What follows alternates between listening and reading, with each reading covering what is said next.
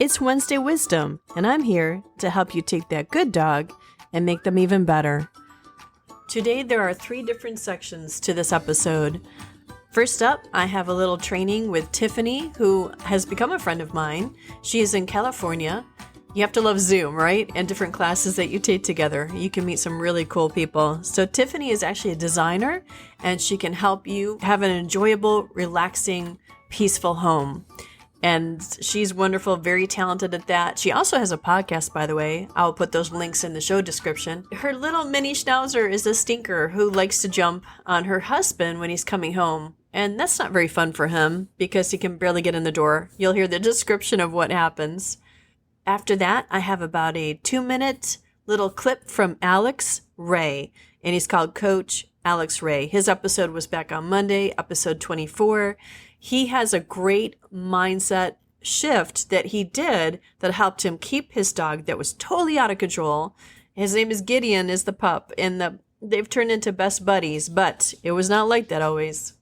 And last, I talk about heart dogs and soul dogs. A lot of people feel that they do have a heart dog or have had one in their life. I don't know. I feel like I've had both. Because this is such a mix of things for you, I'm going to give you a time frame for each in case you want to go ahead forward to the section that you're interested in. So the training with Tiffany and the dog guarding the door and jumping her husband and things, that is 3 minutes. Alex talks for about 2 minutes. And then I talk about soul dogs for about 13, 14 minutes at the end. All right, enjoy. You had a question for me about training your pup because she jumps on your husband when he gets home from work, you were saying? Or is it every time Yes. in the door even? Every single time he comes in, from 5 minutes could actually set her off too. If he went out to the car and he made a phone call and come back, but especially when he comes home from work or an errand and he's been gone for 30 minutes to a couple hours, she runs to the door and then he opens the door, but he can't get in because she jumps up on him. Or the girls will open the door because they want to go say hi to him, and then she'll circle him. And so he can't walk forward because he doesn't want to step on her. And so he's like, I can't even get inside the door. And then she jumps and he's like, down, down. And then he gets really upset and he's like, stop it. What I'm thinking is, can he text you before he is about to, get home or something? Because what you guys need to do is pretty much remove her from that door. She has to earn her way back to that door again. I'm thinking put her on a leash and then have her, keep her 3-4 feet away from the door and have her sit, tell him he can come inside and then she won't be able to jump on him. And then ideally he has a treat or something, make her sit and, otherwise just ignore her. He's going to have to turn his back to her and the whole thing and just wait till she comes down. And it'll take a bit of patience for all of you, but it will pay off because she needs to understand that door is not hers. She doesn't own it. It's your door and it has to be your way. So she's got to respect the door and respect him coming in. He needs to be able to come into his own house. And she's just sweet. She's just excited, but she has to understand that behavior is not okay anymore. So that's what I would suggest. Have her on a leash. Ideally, he calls you or texts you really quickly. Walk her up to near the door. So I think about 3-4 feet away would be good, and have her sit and praise her, praise her for sitting. Now, do you guys use a clicker? So the clicker is really cool because, it clicks. It makes a clicking noise that they can't miss. And what I've been doing with him is training him to go get his toys by name. So there's Ducky and Moose and different things, right? So as soon as he grabs that toy, it's a click, and as soon as he goes to the pillow, there's a click and a reward. When she sits for your husband, you can click and she'll be like, oh, I sit and dad rewards me and I can get love that I want. So yeah, if you can get a clicker, they're on Amazon, they're pretty much everywhere, pet stores, anything. And they are effective because that tells the dog right away that was a good thing. And they either get a treat or some love. And they're like, oh, I need to do that again. They'll start to realize there's a connection with the sound. Yeah. All right. Well, you've experienced, the worst with the rescue, you just, what you talked about, you've experienced the worst all the way from getting a dog that was separation anxiety, went to the bathroom on the floor, the jumping, the craziness, the behavior, the aggression, like, and the watchfulness, like he was overly watchful, maybe. Overly. So what kind of words of encouragement can you give somebody else that's tackling even just some of those issues? You had a bunch, but can you give them any kind of words of encouragement and how to hang in there? Because you hung in there, and you could have taken him back, and he would have been put down. But what would you share with somebody that's struggling with any of those things? The first thing I would say is just remember it's always a choice. You don't have to keep the dog. And when you realize that, like what that did for me was like, wait a minute. I'm not trapped. I'm not like a victim here. I was like, I have the option, but I'm continuing over and over to choose to work with him. And that's the same as like parenting. When I have clients who are parents, and I've worked with them before, where they're like, oh, my kids are so messy, they drive me blah blah blah, right? I'm like, well, you could always just leave. And our first knee-jerk reaction when we hear that is like, what are you, crazy? Of course I'm not going to do that. Okay, well then why are you complaining about it, right?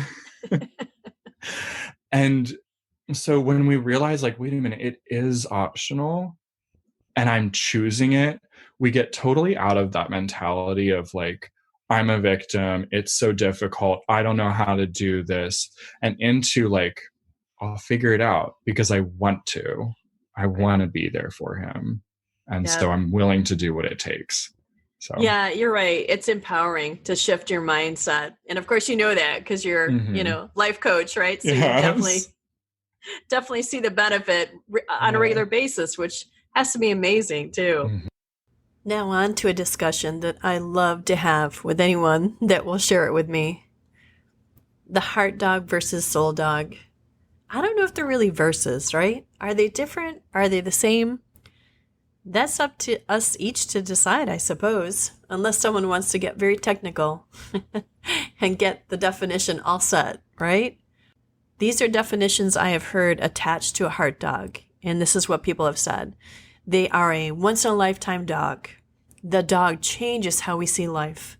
They change how we love. I feel that we become more empathetic, kinder, more gentle, more forgiving.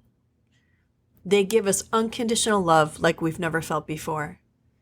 And we are changed forever with the heart dog. Some people say that the connection feels soul deep, and that's where I think the descriptions, the definitions overlap each other. Either one, the heart dog or the soul dog, people define that as you are in absolute agony when they die. Now for me, I believe I had a soul dog. I believe Maisie was that dog. Maisie Lou was so unique. I have never had a dog like her. Now Morgan, I was very connected to her, so please don't think less of me, but sometimes you just don't connect with a dog the same way. Each dog is different, just like we are different. And we're at different times in our life too, different phases, different stages, whatever it is. So I think sometimes when you get a dog, you're not, you don't maybe have the same connection. Now, I was crazy about Morgan. I loved her. She was beautiful, smart, wise. She really, I would say she was a heart dog because I was crazy about her and she changed me forever. She is the reason I am crazy for the canines. There's no doubt about that. So I call Morgan my heart dog. Now for soul dogs, I believe Maisie fits that category. And I don't know if it's thanks to Morgan and she groomed me and helped me learn about how beautiful dogs are and how much they affect our lives. But a soul dog, Maisie just went to that level that I had just never experienced that before. I felt so connected to that dog. She would know my thought before I thought it. But she also seemed to be so sensitive to my emotions that I'm not saying a heart dog can't do that, but it's so hard to put this into words. And I just keep struggling with this. And that's why this is an interesting discussion to me. I think what takes Maisie to a different level is that she was so in tune with me and she wanted to be. Morgie loved me, but she was not interested in doing whatever I wanted, and she did not want to be quite that tied in with me, or she just wasn't. It's just the way it is. Maisie was all about whatever I wanted and she wanted, and we had a partnership. We were like sisters. The love that we had for each other was so strong that it's just not like anything I've ever experienced, before or after. And don't get upset about Flynn, folks. I'm crazy about him as well, and I believe he's at least a heart dog. Maybe they come in and they start as heart dogs and they go on to soul dogs. I don't know. I really don't. But what I do know is that Maisie, after she passed away, I was so devastated that I just absolutely wept and wailed for that dog. I had never cried for anybody or anything like that. When she passed away, I caught myself crying so loud that I really thought that people would come knocking on the door. I'm not a big crier. I'll do like little tears, or something will touch me. I might get misty-eyed or something, a little teary-eyed. But man, that dog just made me so much more sensitive and kinder and gentler, both to myself and other people. I'm just kinder to other people. I understand what connections are. I understand what loss is. I understand what love really could be. And I don't know, though. I don't know if you could ever have some of this stuff with another human, because humans, we can be selfish, right? We want what we want. Ideally, you have that with another human being. I haven't had that yet. I'm not saying that can't happen in the future. Who knows? God knows. It's all out of my hands, all of that. But what I do know is that when Maisie passed away, I was so devastated, and people would comfort me and have different things to say. And I couldn't believe how many people, quote unquote, came out of the woodwork, if you will, and told me stories that I don't know if they would have told me before, but they told me that they believe that their dog came back in a different form, a different breed or mixed breed or whatever it was, but they truly believed that the dog came back. And they said, maybe Maisie will come back for you as well. Now, folks, if you have a hardcore belief about this, don't get upset and turn off because, you can. Hey, it's a podcast. It's, whatever you want to do. But I want you to have an open mind about this, because if you believe that God can do anything, it's kind of an interesting concept that he could say, that soul was very tied to Emily. Maisie needs to come back. Emily needs her again for whatever. I don't know what my future holds. Maybe something will happen that I need Maisie back for. And I'm not going to lie. If it happens, oh my gosh, I think that would be amazing.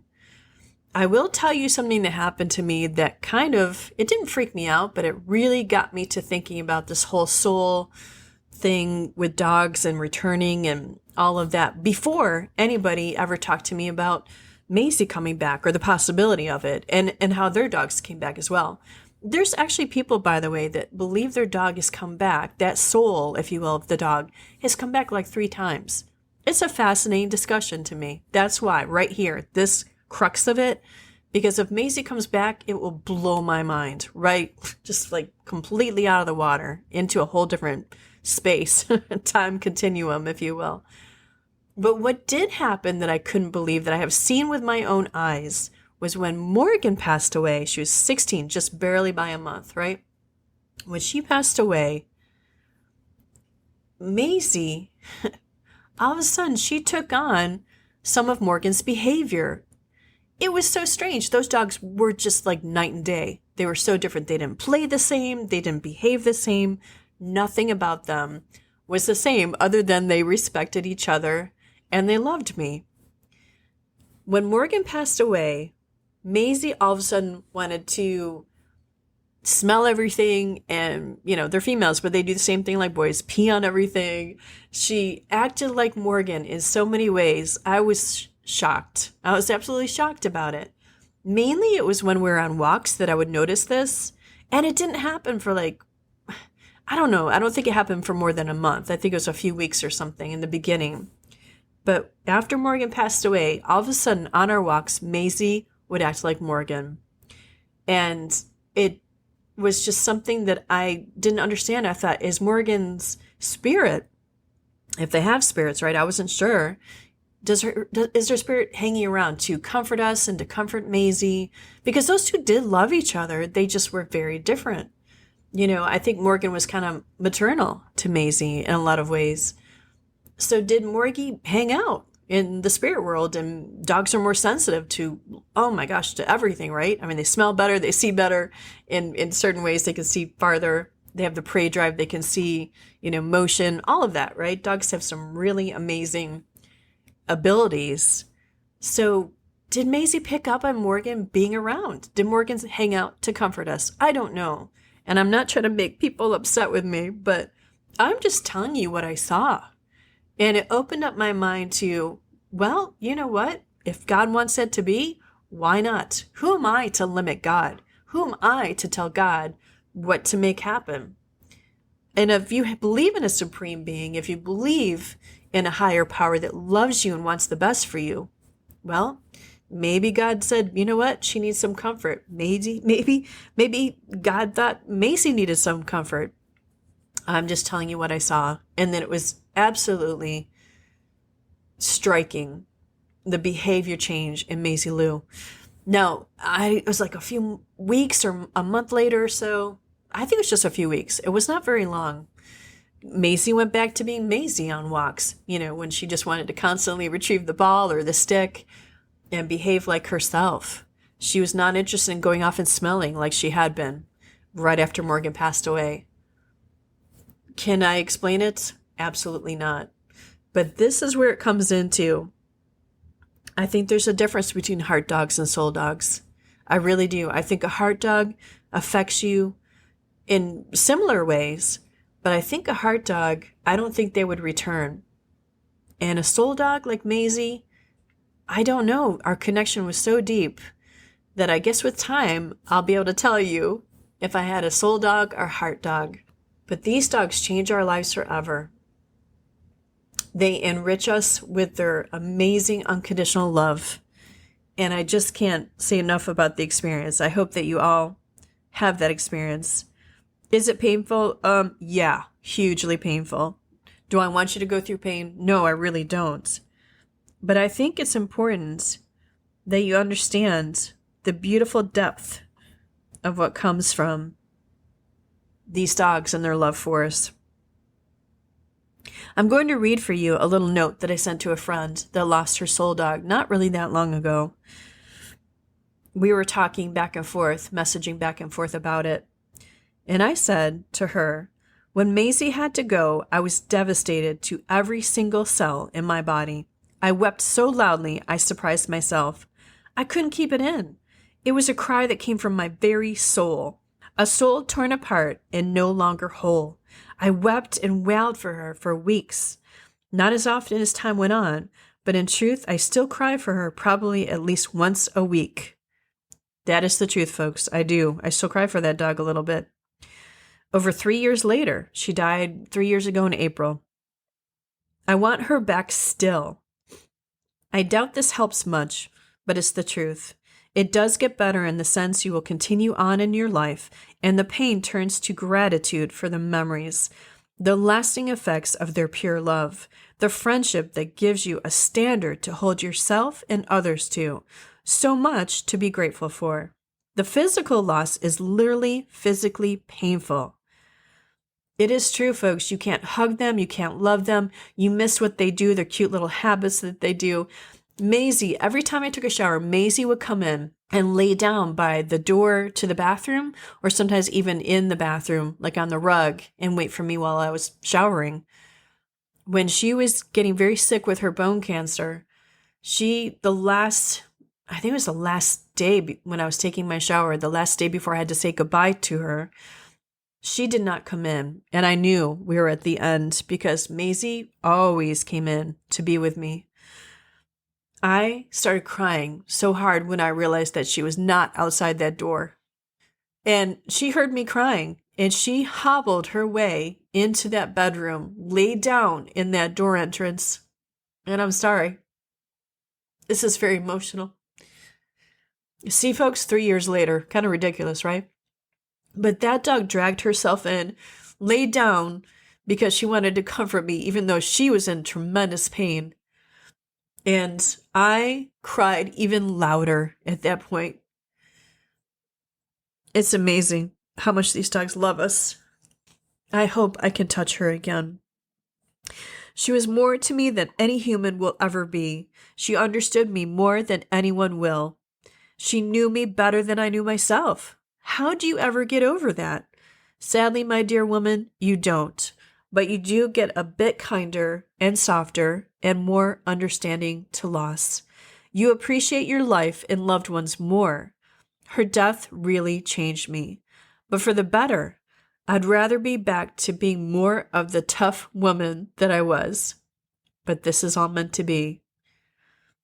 I'm so grateful and honored her spirit was with me for the beautiful 13 and a half years she was here. And I go on to say that I hope that this brings her some comfort, my friend. And this is what I said to her. It's the worst part when you lose them of having a soul dog, but it's the price we pay for having that gorgeous period of time where we live with the most powerful, life-affirming, shiny, brighter than a star love.